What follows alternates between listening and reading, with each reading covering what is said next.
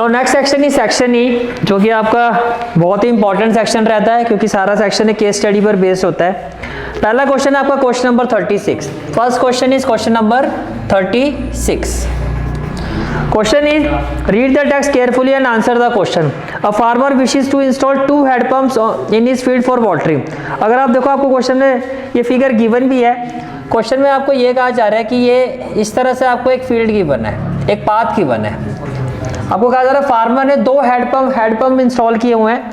एक मान लेते हैं एफ पॉइंट पर है और दूसरे हैंड पंप की जो पोजीशन है वो है एफ डैश। ये क्लियर हो गया, ठीक है। अब क्वेश्चन में कहा जा रहा है कि फार्मर किसी भी पॉइंट पर ये जो कर्व आपको दिखाई दे रहा है, मान लो वो पॉइंट ए पर होता है, पॉइंट बी पर होता है, पॉइंट सी पर होता है। ए से जो एफ का डिस्टेंस है वो क्या हो गया, ए एफ। ए से जो एफ डैश का डिस्टेंस है वो क्या हो गया, ए एफ डैश। इसका जो सम है एज पर क्वेश्चन वो हमेशा कितना रहेगा, is always 26 metre.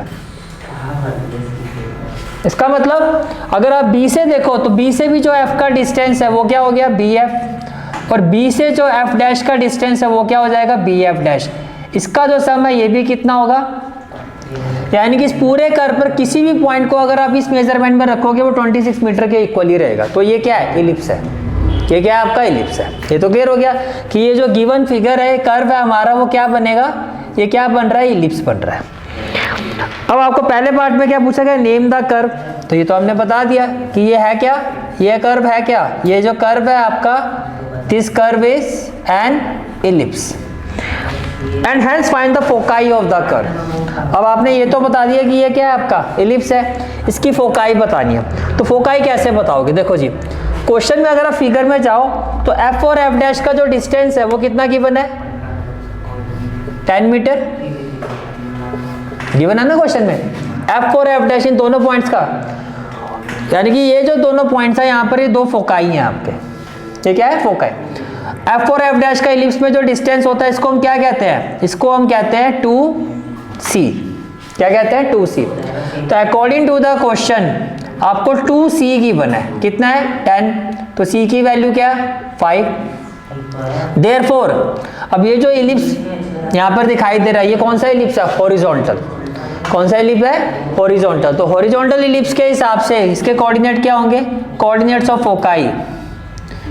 Coordinates of foci क्या होंगे, plus minus c, 0 which is equal two plus minus 5, 0 which is equal two plus minus 5, 0। ये बात समझ में आ रही है, ठीक है।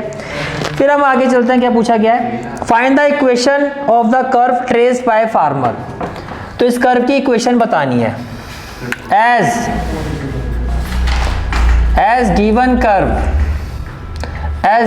Curve is an horizontal ellipse, as given curve is an horizontal ellipse, therefore equation of curve is क्या होगी, x square by a square plus y square by b square equal to 1। और इसको मैं ले लेता हूँ इक्वेशन नंबर 1। क्वेश्चन नंबर 1, अब देखो c की वैल्यू क्या आई है आपकी, 5। ये हम यहाँ लिख लेते हैं, c की वैल्यू क्या आई है आपकी, 5, ठीक है।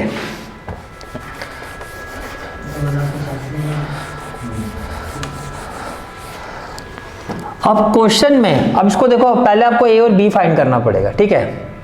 हेयर देखो फिक्स पॉइंट से कर्व इलिप्स के ऊपर कोई भी एक फिक्स पॉइंट लो, उसका इस पॉइंट से जो डिस्टेंस है वो हो गया AF, उसका इस पॉइंट से जो डिस्टेंस है AF डैश, इसका सम कितना है 26। वो एक्चुअली किसके इक्वल होता है, यहाँ पर जो ये सम जो गिवन है, यहाँ पर गिवन है जैसे कि AF प्लस AF डैश, ये जो 26 मीटर के इक्वल गिवन है, एक्चुअल में ये किसके इक्वल होता है, इन टर्म्स ऑफ ABC ये 2A के इक्वल होता है। किसके इक्वल होता है, 2A, ये जो कांस्टेंट डिस्टेंस है, ये 26 हो गया। तो A की वैल्यू क्या आ गई, 13। A की वैल्यू क्या आ गई, 13। ये भी क्लियर हो गया, ठीक है। अब हमने इलिप्स में ये भी पढ़ा था, वी नो दैट इलिप्स में अकेला A क्या कहता है कि मैं अकेला ही b स्क्वायर और c स्क्वायर के, मेरा स्क्वायर जो है, A कहता है कि मेरा स्क्वायर जो है मैं अकेले ही इन दोनों के स्क्वायर के सम के बराबर हूँ। तो A स्क्वायर आपका क्या हो जाएगा, 13 स्क्वायर। बी स्क्वायर आपको फाइंड करना, और सी स्क्वायर क्या हो जाएगा 5 स्क्वायर, सी स्क्वायर क्या हो जाएगा आपका 5 स्क्वायर। तो जब आप इसको सॉल्व करोगे तो बी स्क्वायर की वैल्यू क्या आ जाएगी 169 माइनस 25, तो बी स्क्वायर आपका आ गया 144। तो बी स्क्वायर 144, बी स्क्वायर कितना आ गया 144, ए स्क्वायर हो गया 13 स्क्वायर। 144 का मतलब बी स्क्वायर किसके स्क्वायर के इक्वल है 12 square. Now equation 1 can be written as, equation 1 can be written as, तो क्या हो जाएगा जी X square by A square, A square का मतलब 13 square plus Y square by B square, B square का मतलब 12 स्क्वायर इक्वल टू 1। और हॉरिजॉन्टल एलिप्स है तो ए बी से बड़ा होता है, और एक इसके नीचे आ रहा है एक्स के नीचे आ रहा है। ये बात समझ में आ रही है? ठीक है, और कुछ पूछा है? फिर हम आते हैं इसके थर्ड पार्ट में। क्वेश्चन 2 क्लियर हो गया। Third, find the length of the major axis, find the length of the major axis. अब देखो C की वैल्यू क्या है 5, A की वैल्यू क्या है 13 और B की वैल्यू क्या है 12, B की वैल्यू क्या है 12।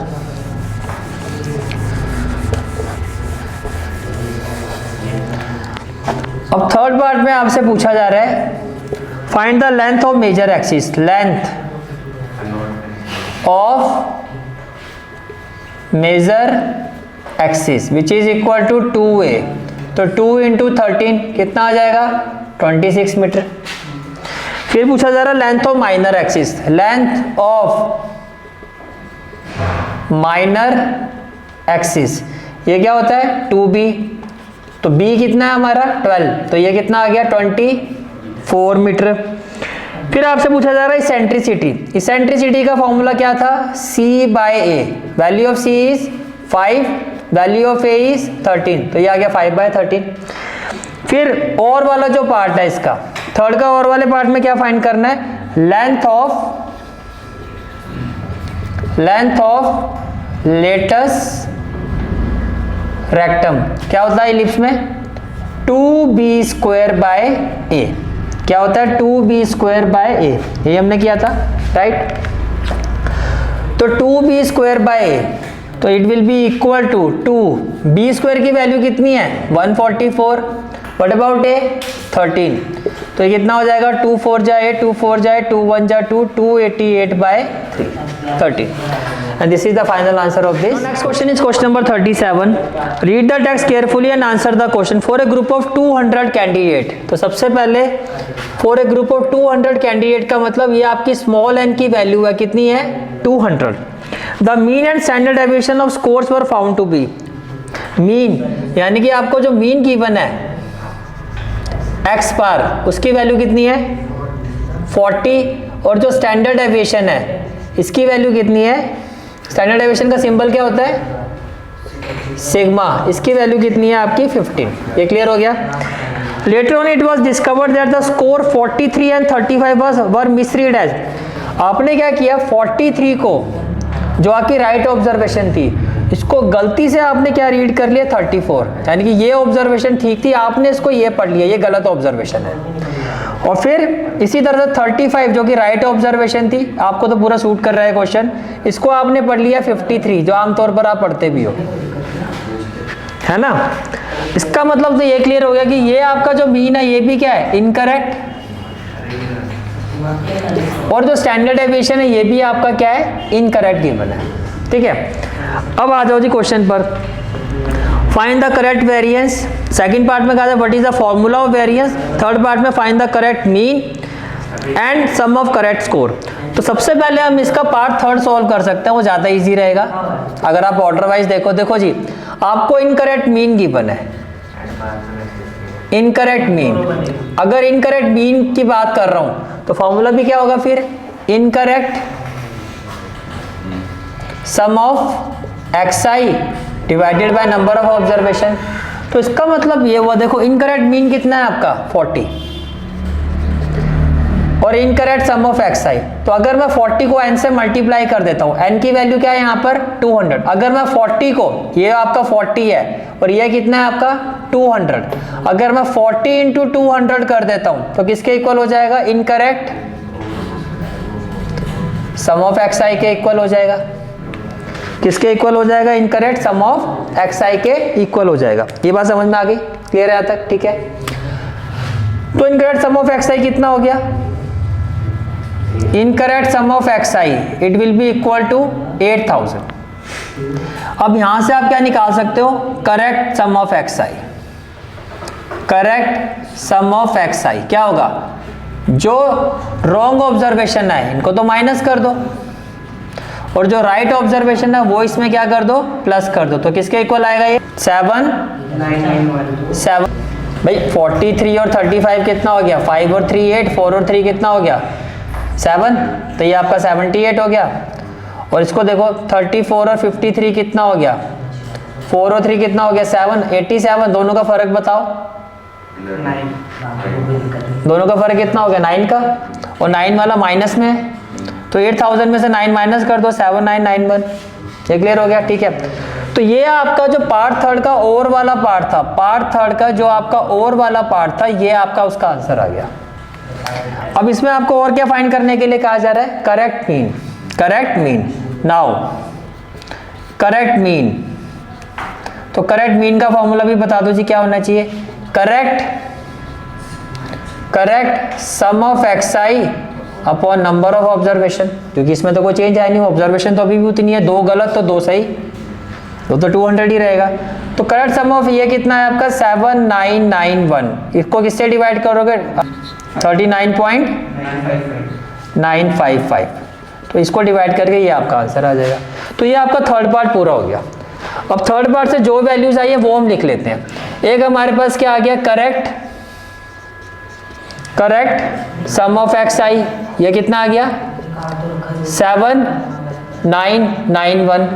और हमारे पास क्या आ गया? करेक्ट मीन, इसकी वैल्यू कितनी आ गई? 39.955। यहां तक क्लियर हो गया? ठीक है, डेविएशन। तो जब इनकरेक्ट स्टैंडर्ड डेविएशन की अगर हम बात करते हैं, इनकरेक्ट स्टैंडर्ड डेविएशन, तो इसका फॉर्मूला क्या बताया था? जब इस तरह का क्वेश्चन आता है फॉर्मूला क्या होता है? 1/n into incorrect sum of x I square minus x bar. ये भी इनकरेक्ट ही होता है, सारा इनकरेक्ट रहता है आपका। ठीक है, अब इनकरेक्ट स्टैंडर्ड डेविएशन की वैल्यू क्या है? 15। तो यहां आप लिखो 15 इक्वल टू स्क्वायर रूट ऑफ n की वैल्यू क्या है? 200। Incorrect sum of x I square, ये आपको फाइंड करना है। Incorrect sum of x I square minus incorrect mean कितना है? 40। तो ये हो जाएगा जी 40 स्क्वायर। यहां तक कोई डाउट? अब इसको डायरेक्टली तो सॉल्व कर नहीं सकते, तो क्या करोगे? Squaring both side. तो आपने किया squaring both side. Squaring both side, तो 15 का स्क्वायर 225 इक्वल टू में क्या हो जाएगा? 1/200 इनटू में क्या हो जाएगा? Incorrect sum of x I square. इसको मैं यहां ले आता हूं, तो ये हो जाएगा 225 प्लस 4 का स्क्वायर 1600। तो ये कितना हो जाएगा? 1600। हाँ जी 1825। तो 1825, ये जो डिवाइड हो रहा है इसको प्लस करके आ गया 1825। ये डिवाइड हो रहा है, इसके साथ जाके क्या हो जाएगा? Multiply. Incorrect sum of x I square which implies, ये किसके इक्वल आ जाएगा? Incorrect sum of x I square की वैल्यू क्या आ जाएगी? 365,000। It will be equal to 365,000। ये क्लियर हो गया? It will be equal to 365,000। ये आपका आ गया incorrect sum of x I square. अब हमें क्या फाइंड करना है? Correct sum of x I square. Correct sum of x I square, तो वो क्या होना चाहिए? ये जो भी वैल्यू आई है, जो राइट ऑब्जर्वेशन है, लाइक 43, इसका स्क्वायर तो इसमें क्या कर दो? ऐड। जो राइट ऑब्जर्वेशन है 35, इसका स्क्वायर भी क्या कर दो? ऐड। जो रॉन्ग ऑब्जर्वेशन है इनका स्क्वायर क्या कर दो? माइनस। अब ध्यान से सोच समझ के जो भी आपका कैलकुलेशन में आया है ये क्या हो जाएगा 365,000 फिर क्या 1849। 35 का स्क्वायर 1225। 34 का स्क्वायर 156। 53 का स्क्वायर 09, यही आएगा। जब आप इसको सॉल्व करो 364,109, तो ये आपका आ गया correct sum of x I square. ये क्या आ गया, तो मैं यहां लिख लेता हूं correct sum of x I square. ये कितना आ गया आपका 364,109। ये भी क्लियर हो गया। अब देखो इसी फॉर्मूले में क्या करोगे, जहां इनकरेक्ट है वहां पे क्या कर दो correct. Now correct standard deviation किसके इक्वल होगा 1/n into correct sum of x I square minus x bar square. ये स्टैंडर्ड डेविएशन का फॉर्मूला है और ये क्या होता है आपका सिग्मा। तो वेरिएंस का फॉर्मूला क्या हो जाएगा सिग्मा स्क्वायर। तो सिग्मा स्क्वायर इक्वल टू क्या हो जाएगा 1/n into correct sum of x I square minus x bar whole square. Correct ना भी लिखो तो आप ऐसे छोड़ दो कि 1/n इंटू, अगर डायरेक्टली लिखोगे तो क्या हो जाएगा इंटू सिग्मा एक्स आई square minus x bar whole square. ठीक है, ये तो आपका कौन सा पार्ट था पार्ट 2। पार्ट 2 में पूछा गया ना वेरिएंस का फॉर्मूला। तो ये आपका वेरिएंस का जो फॉर्मूला है ये आपका हो गया किसका आंसर पार्ट 2 का। अब पार्ट 1 में क्या निकालना है आपको करेक्ट वेरिएंस। तो ये वैल्यू आ गई। तो इसके लिए अब हम पहले क्या करते हैं करेक्ट, ये हो गया पार्ट 2 फॉर्मूला लिख दिया आपने। पहले हम करेक्ट स्टैंडर्ड डेविएशन फाइंड कर देते हैं। तो सिग्मा इक्वल टू क्या हो जाएगा 1/n कितना हो जाएगा 200। Correct sum of x I square कितना आया था 364,109 माइनस करेक्ट एक्स बार कितना आया था 39.955 और इसका भी क्या हो जाएगा स्क्वायर। जब आप इसको इससे डिवाइड करोगे तो क्या आएगा, इसको इससे डिवाइड करके आएगा 1820.54। तो इसका स्क्वायर क्या होगा 1596.402। ये भी क्लियर है 224.14। तो ये आपका क्या आ गया करेक्ट स्टैंडर्ड डेविएशन। तो वेरिएंस क्या होगा इसका स्क्वायर। तो वेरिएंस क्या होगा वेरिएंस यानी कि आपको क्या करना है squaring both side, squaring both side. तो ये हो जाएगा sigma square that is variance, that is variance और स्क्वायर रूट की जगह क्या हो जाएगा 224.14 and this is the final answer of this question. Is it clear? Next question is question number 38. Question is the state cricket authority has to choose a team of 11 members. तो देखो जी ऐसे इस question के में अगर बात की जाए तो टोटल 15 प्लेयर्स है जिसमें से आपको कितने प्लेयर चूज करने हैं 11 प्लेयर। अब सीधा अगर आप इसके फर्स्ट पार्ट पर आओ तो क्या कहा जा रहा है आपको 2 of them being leg spinner. 15 player में से 2 आपके पास लेग स्पिनर है, 2 क्या है लेग स्पिनर है। और फर्स्ट पार्ट में क्या कहा जा रहा है जो आप 11 प्लेयरों की टीम सेलेक्ट करोगे 15 में से उसमें एक लेग स्पिनर होना चाहिए। तो first of all total number of leg spinner, total number of leg spinner वो कितने हैं 2। Therefore number of ways of selecting 1 leg spinner, 1 leg spinner वो क्या होगा 2C1, वो क्या होगा 2C1। ठीक है, now number of ways of selecting remaining कितने प्लेयर्स बचे बाकी 11 में से 15 में से 15 प्लेयर थे जिसमें से 2 लेग स्पिनर थे, तो बाकी कितने बचे 13 प्लेयर बचे और 13 में से आपने एक सेलेक्ट किया अभी 10 सेलेक्ट करने हैं। Number of ways of selecting remaining 10 players,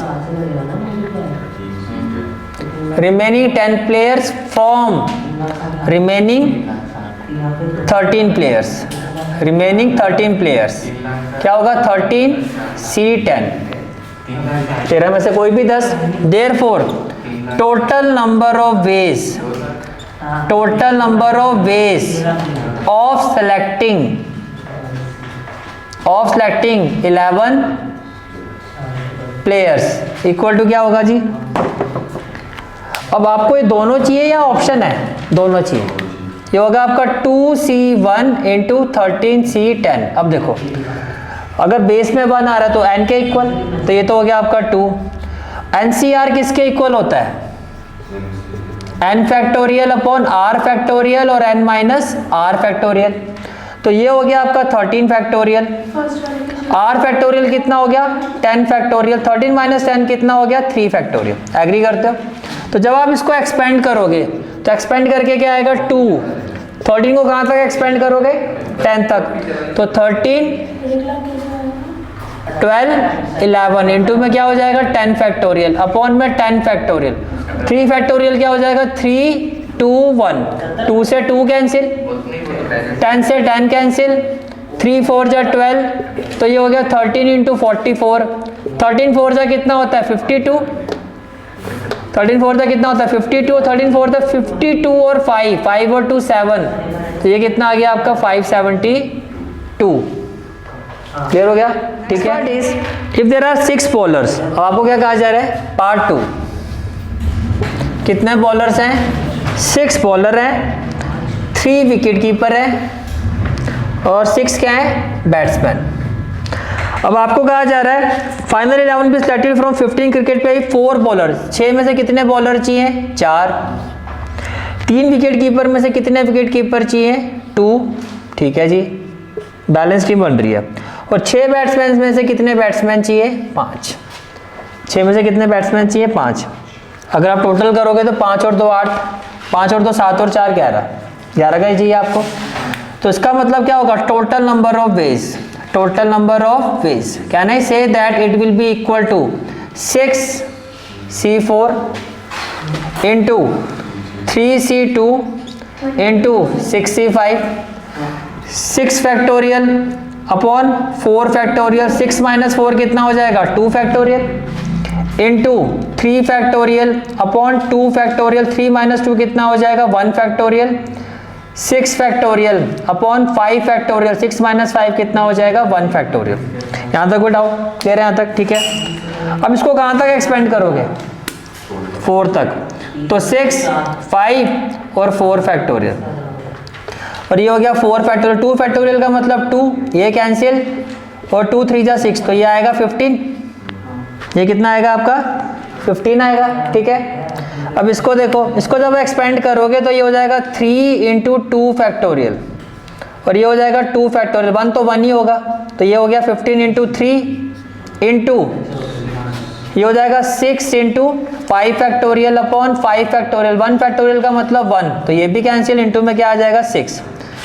तो ये हो जाएगा 15 3 जा 45 इंटू 6, तो कितना आ जाएगा? 6 5 जा 30 और 6 4 जा 24 और 3 270, and this is the final answer of this question. Is it clear? ठीक है। This is for today's class. I hope you like this class, and if you like this class, then do like, share and subscribe my channel. And don't forget to press the bell icon. Bell icon press करने से क्या होगा? जो भी मैं lecture upload करूँगा, you will get the notification of that lecture.